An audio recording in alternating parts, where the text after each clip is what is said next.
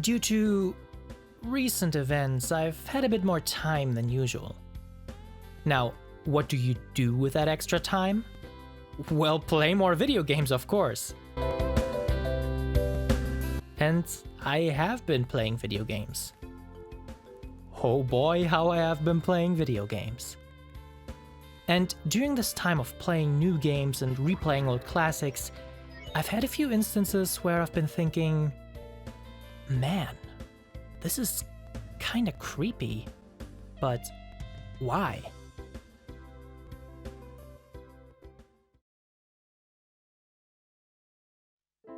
I'm not talking about the occasional creepy moment in non-horror video games, like this part in Psychonauts.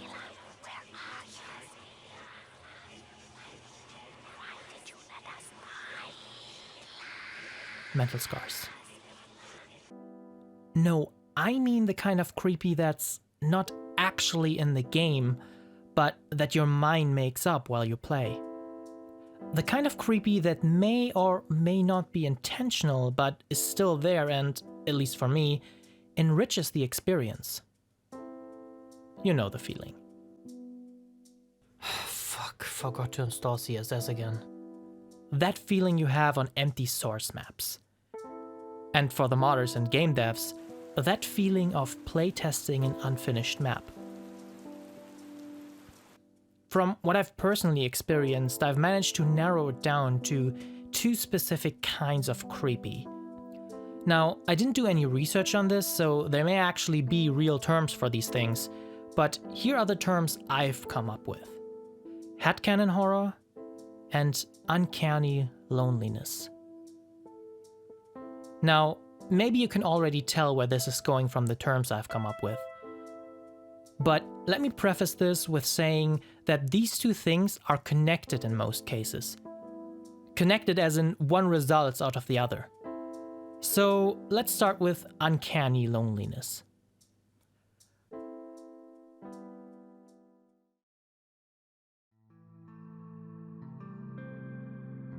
Before I get deeper into it, let's get into the terms a little bit. I'm sure most of you have heard of the term uncanny valley. If you haven't, the quick rundown is that it is this statistical valley in human-like objects, like robots for example, that don't look human enough to be perceived as human, but also not robotic enough to be easily identified as a robot. The end result is this in-between that the human brain can't comprehend as either, and it becomes creepy to us.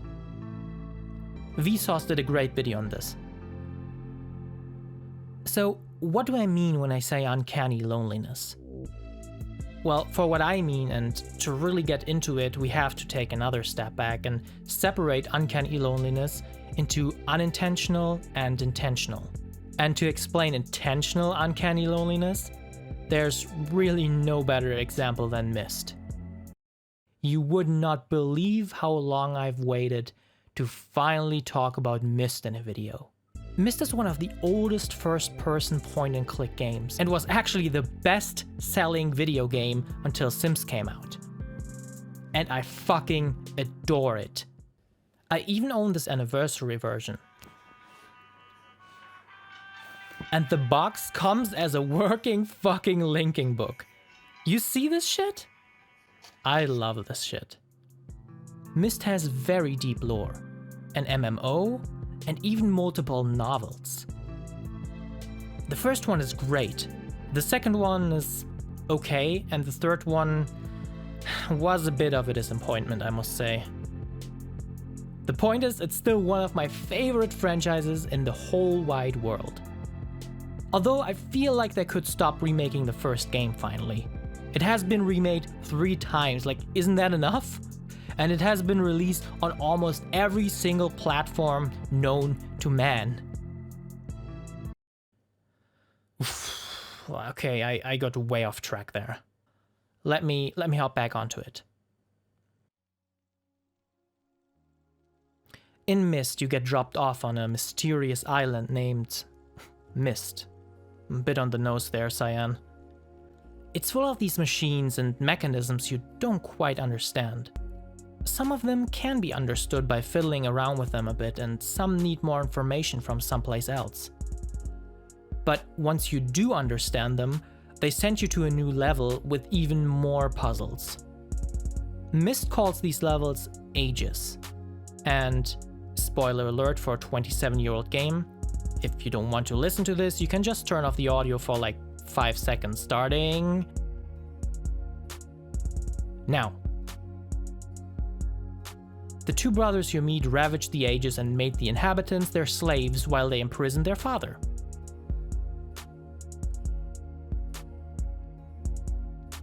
Myst is a great example for intentional uncanny loneliness, especially if you read all the books available in the library beforehand.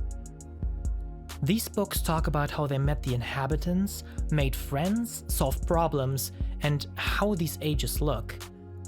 But then when you actually go and visit these flourishing ages, they're all empty. There's nobody here. But there is evidence that people had to have been here before. So you walk through these lonely ages, solving puzzles and wondering where everyone has gone. It feels like people should be here, but nobody is. This rings especially true for Channelwood. The book in the library to this place talks about the deep relationship that people here built with the father. But there's nobody here. No one. Not a single soul can be found in Channelwood. This is intentional uncanny loneliness. The devs obviously wanted it to feel this way. The feeling this produces is almost what I mean, but it's not as strong because in the end there is an obvious explanation to it if you just walk around a little bit and read the books too. But it still falls into this valley between nobody's here but it's supposed to be that way, like say being alone at home, and it's very crowded like in a public space before 2020. I'd say it falls somewhere around here. Now, unintentional uncanny loneliness is what I actually mean when I talk about these things, and is an entirely different beast.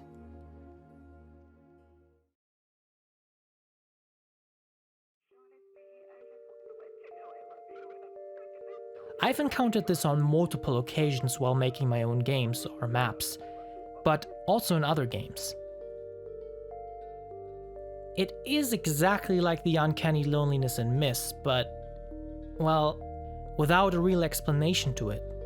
One of the best examples I can give is a recent indie game called Routine Feed. A routine feed drops you off in this Eastern European apartment block without anyone around. But it feels like there were people around just minutes ago.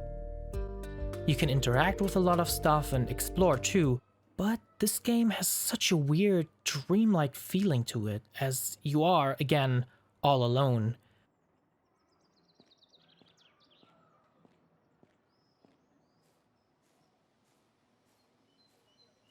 Which brings us back to unintentional loneliness. Actually, I kind of lied. I'm pretty sure the loneliness in this game is intentional, but it's still honestly one of the best games to explain what I mean when I say unintentional. See, when I say that, I don't actually mean unintentional. It could very well be intentional. The point is that the atmosphere does the work, and that there doesn't seem to be a definite answer to why nobody is there. There's nobody here, and it makes you wonder, where is everyone? There's really no deeper explanation to it. The atmosphere, the ambient noises, everything feels like this place should be crowded, but isn't. What makes both intentional and unintentional uncanny loneliness so creepy to me is that in both instances, you ask yourself, why is nobody here? And in some instances, you can even hear things that might suggest that there are other people around, but you can't see or find definitive proof of other human beings.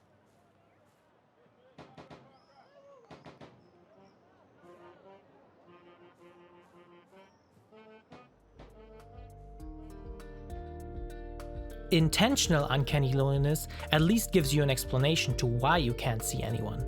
But unintentional uncanny loneliness seems to be a deeply rooted instinctual horror. It follows this chain of thought. Why is nobody else here? There has to be a reason for it. Is the reason that there is something wrong with this place? If nobody is here because something is wrong with this place, I shouldn't be here either. It's the feeling of apocalypse almost. The feeling of being at a place or a location that you are naturally not supposed to be at.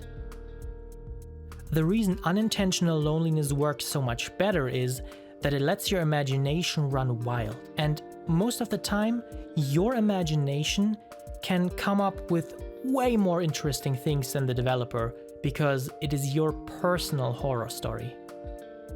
And this leads into headcanon horror, or the question of what exactly is it that is wrong with this place that nobody is here, that everyone left.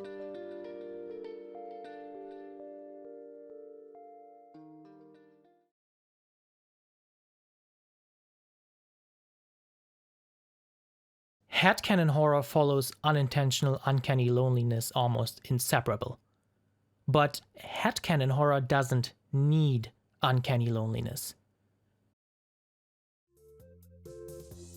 My Summer Car is a goofy game that lets you build a car as a youth in the Finnish 90s. It goes into great depth of building your car and maintaining it, keeping your stats satisfied, and doing jobs, and it can even be quite beautiful in some places.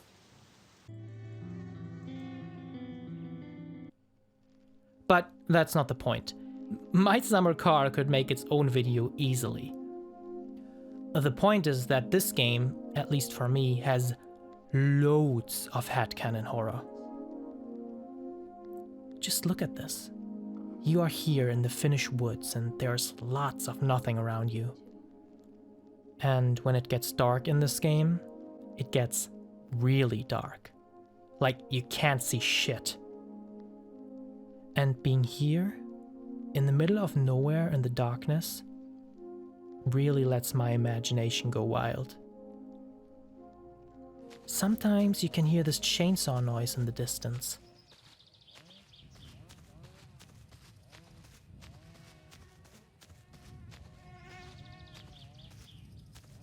Could there be a murderer hiding in the woods somewhere out there? Or some sort of creature? It reminds me a little bit of back in 2008 when people were making these myth-busting videos looking for Bigfoot and shit in GTA San Andreas. And looking back at those today, never finding anything added so much more to the mystery. We all knew that deep down we wanted to find Bigfoot, but could never find evidence. So we kept looking. This is what I call headcanon horror. And coming back to the point of uncanny loneliness, My Summer Car isn't a lonely game in the slightest. There are plenty of people around here. Sometimes you even run over people on accident when they just pop out of nowhere on the road during the dark or rain.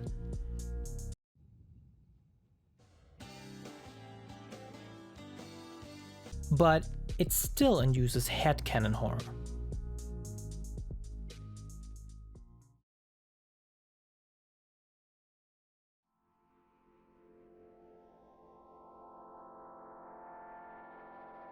Add all these things together and you can see how non-horror video games get entire new layers of awesomeness by injecting those little subtle things into it. It is the type of horror that is not actually there, but it's all happening in the player's head. And it has happened in some instances. To bring this full circle and show you the thing that best combines all of those things I've mentioned, is a thing I'm sure most of you have already experienced, and I actually mentioned earlier in this video. Source maps. More specifically, Gmod RP maps. Gmod maps exist in a huge variety. There are maps for almost anything you can imagine. One of my personal favorite kinds of maps are these abstract maps like the ones Nipper made way back when. They're just so damn creative.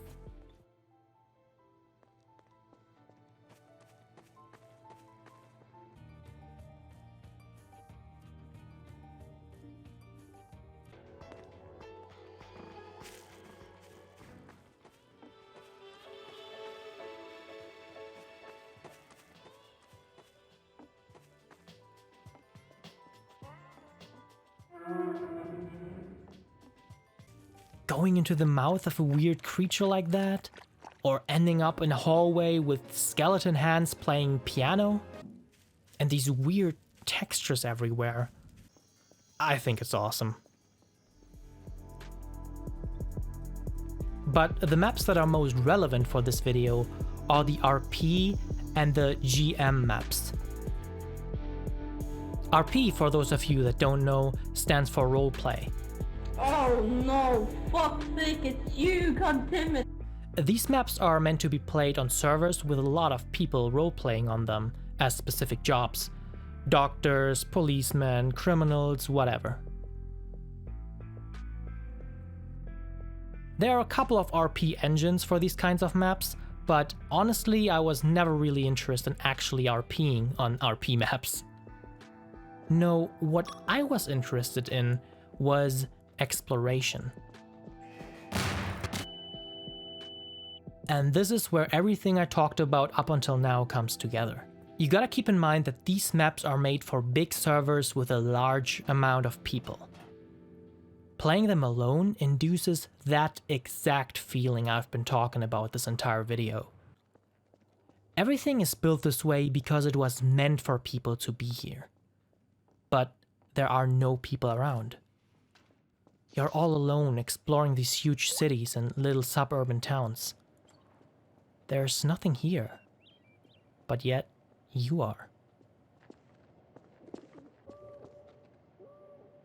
The ambient noise, the placing of items, the stores, everything makes you feel like, yes, there should be people here, but there aren't.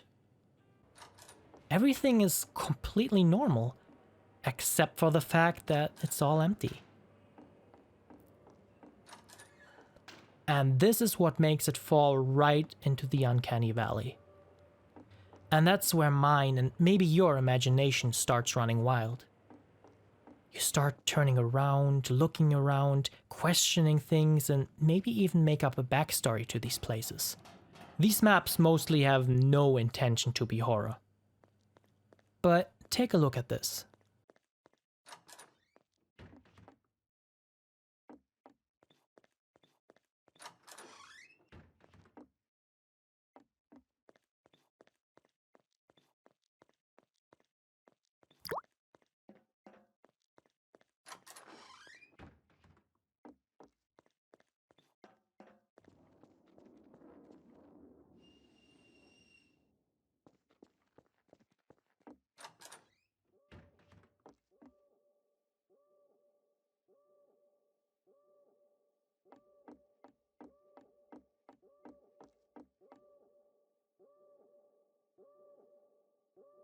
Did that footage make you feel it? The uneasiness? I don't know. I think empty Gmod maps perfectly encompass that feeling I've been talking about. They truly are something very special.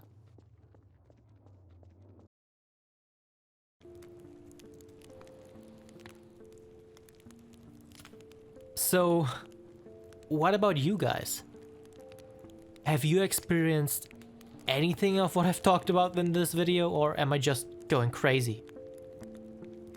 If you've experienced this kind of stuff, what games or maybe even other media have you experienced this in? I'd love to hear about this stuff because I think it's really interesting. I hope you guys enjoyed this video and thank you for watching.